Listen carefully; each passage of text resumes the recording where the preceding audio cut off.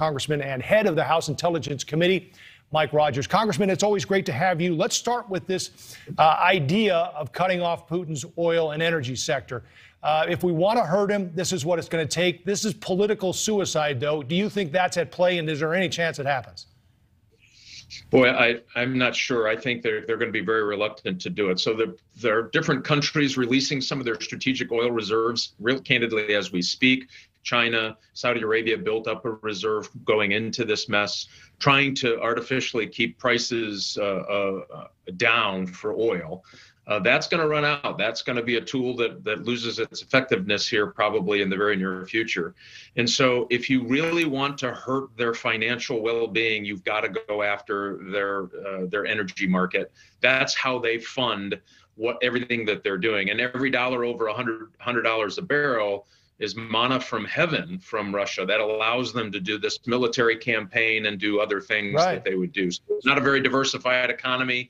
We got to go after it. But one way to do that, just real quick, is to produce more here, reestablish the Keystone Pipeline. And if you do these announcements, that in and of itself is going to have a tremendous impact. Political suicide, you don't think it happens?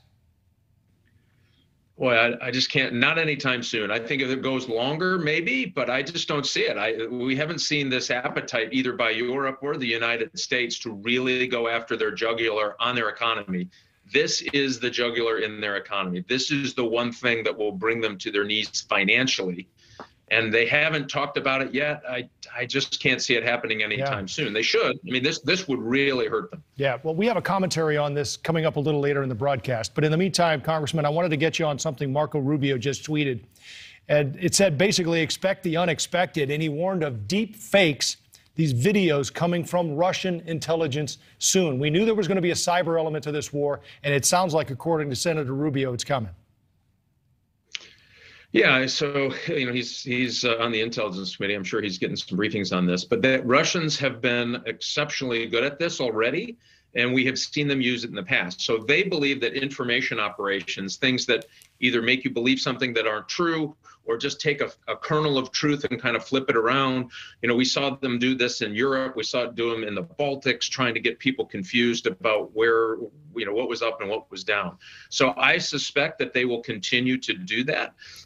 They will do that both in Ukraine. They'll have a heavy emphasis, which, by the way, is why they haven't really shut down the telecommunications, a lot of the media in Ukraine. I think it's for this very reason. I mean, they have the ability to do it. They didn't do it.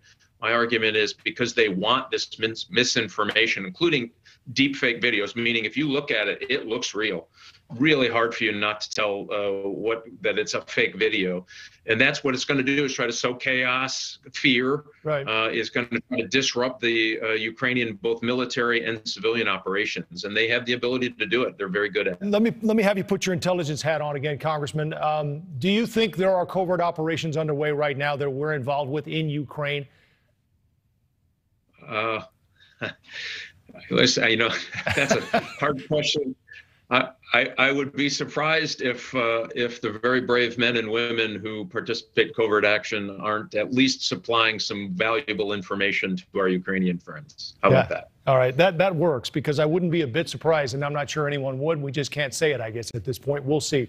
Former U.S. Thank you for watching. Click the red subscribe button below so you can get more of NewsNation's fact-driven, unbiased coverage.